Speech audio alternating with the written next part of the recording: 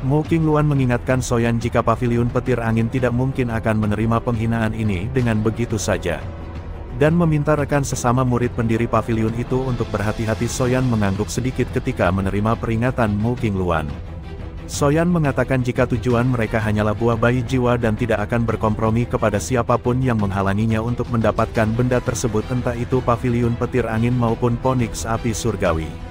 Soyan beralih ke Panatuahu dan menanyakan hasil investigasi tentang reruntuhan kuno, dan Panatua Paviliun Bintang Jatuh itu langsung bercerita panjang lebar tentang betapa dalam puluhan bahkan ratusan tahun tidak ada satupun elit Douzun yang berhasil memasuki reruntuhan. Karena adanya segel spasial yang dibentuk oleh seorang Douzeng, untungnya segel itu secara perlahan mulai menipis, dinilai akan segera menyebar dalam beberapa hari, dan karena itulah mulai menimbulkan banyak orang di dataran tengah.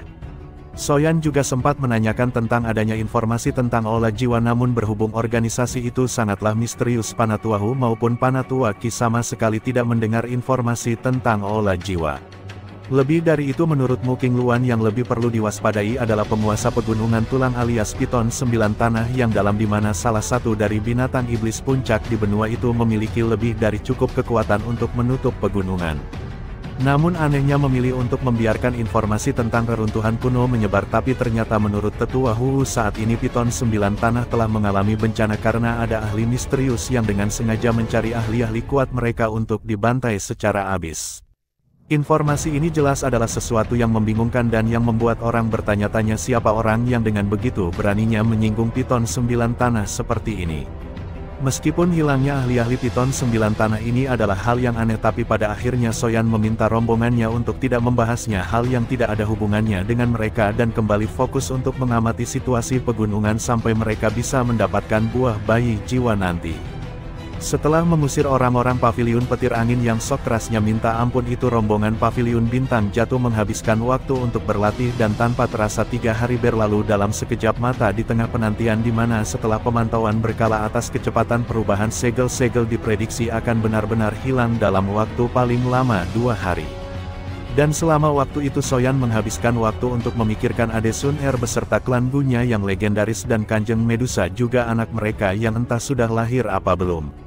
Masih asik ngelamunin ayang-ayangnya, Soyan diganggu dengan kemunculan sesosok bayangan hitam dengan topeng hijau yang gak ada angin gak ada hujan menghancurkan tenda tempat Xian berada. Si Loli gemes jelas saja langsung meraung marah sambil meledakkan cahaya naga ungu di wajahnya, disusul kemunculan Xiao Yi, Xian Tianhuo dan Sun San yang turut juga membantu Xian. Melihat banyak orang mulai bermunculan, si bayangan hitam akhirnya memutuskan untuk berbalik menuju hutan yang dalam. Membuat Soyan dengan cepat mengejar bayangan hitam itu dengan api menyebar di tinjunya. Ketika Soyan sedang mengejar bayangan lain, tiba-tiba muncul di belakangnya, membuat Soyan mau tidak mau mengalihkan perhatian dan segera terlibat tabrakan pukulan yang menyebabkan badai dahsyat. Belum sampai Soyan memulihkan diri dari tabrakan, bayangan hitam itu kembali melesat ke pegunungan yang dalam sebelum akhirnya menghilang. Soyan bertanya-tanya apa yang dituju oleh bayangan hitam dengan menyerang Xian, namun belum sampai menemukan jawabannya Soyan sudah dikejutkan dengan kemunculan beberapa sosok yang tidak lain berasal dari suku Piton 9 Tanah yang dalam. Tampaknya suku Piton 9 Tanah juga mengejar sosok bayangan hitam dan sempat ingin membawa Soyan ke markas mereka kalau saja tidak menyadari Soyan adalah elit Douzun. Tapi berhubung mereka paham jika Soyan bukanlah praktisi sembarangan, pasukan Piton 9 Tanah pun akhirnya pergi dan Soyan berbalik kembali ke puncak gunung sambil bertanya-tanya kenapa bayangan hitam misterius itu menyerang Xian. Xian sendiri mampu merasakan jika bayangan hitam sempat mengeluarkan cahaya hijau yang membuatnya merasa hampir dikendalikan sebelum diselamatkan oleh garis keturunan naga Void kunonya. Fakta ini cukup membuat semua orang paham jika bayangan hitam yang menyerang Xian bukanlah orang biasa, dan mereka bertanya-tanya sejak kapan orang misterius yang mampu mengendalikan orang lain muncul di dataran tengah.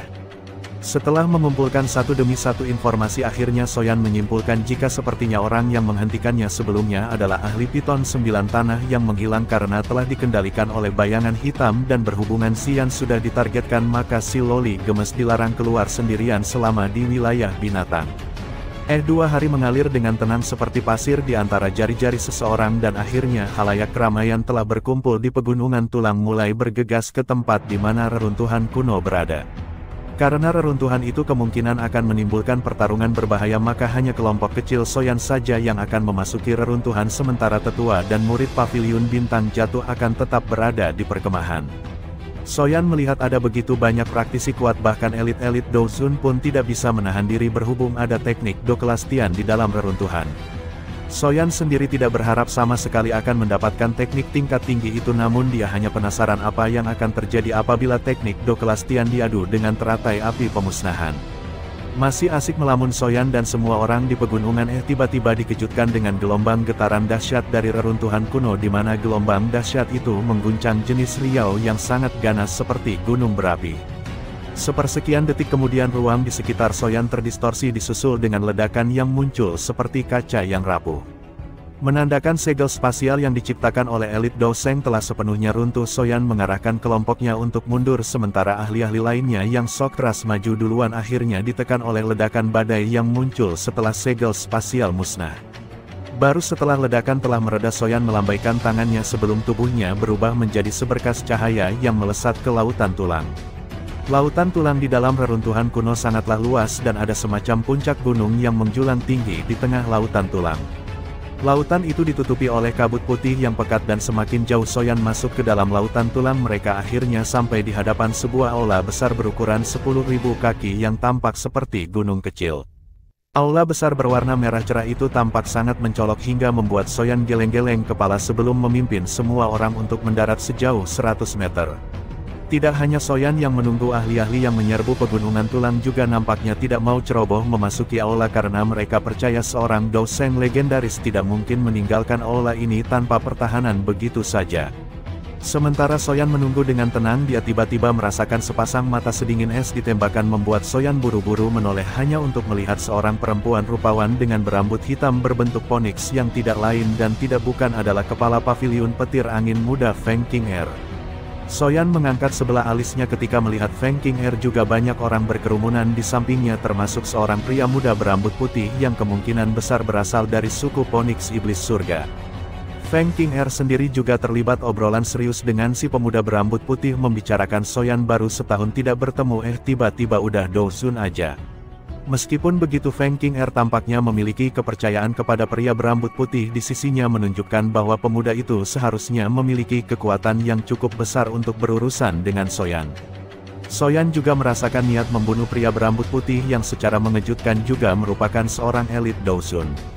Meskipun Soyan cukup terkejut Poniks Iblis Surga memiliki Dozun muda semacam ini, namun Soyan cukup percaya diri selama yang dia lawan bukanlah Dozun bintang 5 maka dia pasti bisa mengalahkan mereka dengan cukup mudah. Yang menjadi masalah adalah juga ada ahli dari lembah sungai es dan sekte mendalam yang turun serta dalam perburuan harta karun kuno ini. Soyan baru saja geleng-geleng kepala pasrah menyadari bahwa dia memiliki begitu banyak musuh sebelum kemudian dikejutkan oleh sapaan seorang gadis berpakaian merah yang tidak lain adalah Tuan Putri Lembah Api Berkobar Tang Huo-er. Tidak hanya Tang Huo-er, bapaknya alias Tang Zhen pun juga menghampiri Soyan dengan gestur ramah, membuat musuh-musuh Soyan auto mengerutkan alis melihat Soyan ini ternyata memiliki hubungan baik dengan faksi kuat dataran tengah seperti Lembah Api Berkobar. Tang Zhen juga tanpa ragu sedikitpun menawarkan bantuannya jika Soyan butuh, melihat jika sepertinya pemuda itu berada dalam situasi yang kurang menguntungkan di reruntuhan kuno ini.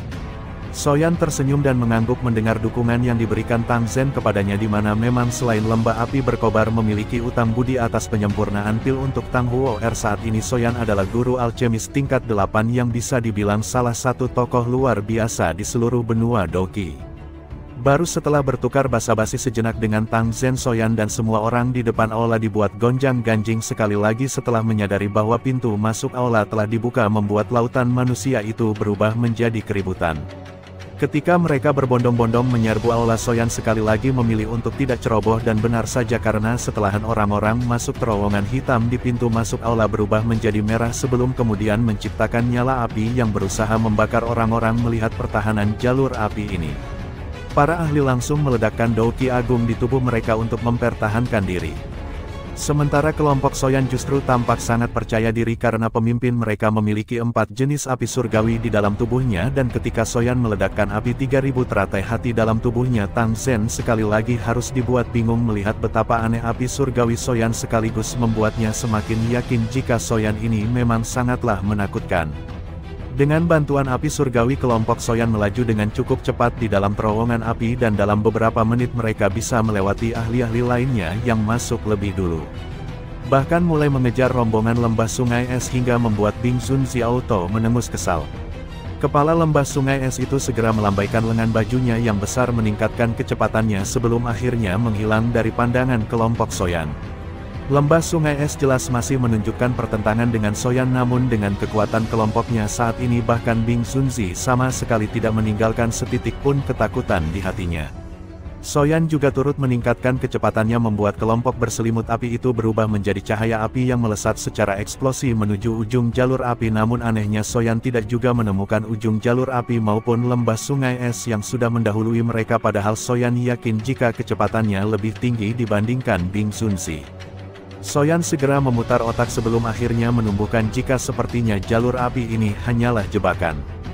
Dan pintu masuk yang sebenarnya tersembunyi di antara terowongan api tak berujung. Kemungkinan lembah sungai es sudah menemukan pintu masuk aslinya, dan setelah mengamati jika kanan kiri mereka sepenuhnya tersusun dari dinding magma, maka Soyan pun menyimpulkan jika kemungkinan besar pintu masuk berada di bawah terowongan api. Tidak mau membuang lebih banyak waktu, Soyan menebalkan selimut api 3000 teratai hatinya sebelum menyelam ke dalam lautan magma dan akhirnya sampai di sebuah udara kosong yang merupakan sebuah tanah dingin. Soyan mengalihkan pandangan dan menemukan semacam alun-alun yang sudah diisi oleh beberapa orang, mengarahkan kelompoknya untuk mendekati alun-alun dan bersiap mendapatkan buah bayi jiwa. Kemunculan Soyan membuat Bing Sunzi yang sudah datang lebih dulu auto membuatnya kesal, namun tatapan penuh kekesalan itu diabaikan sepenuhnya oleh Soyan yang memilih untuk menunggu di tepi alun-alun.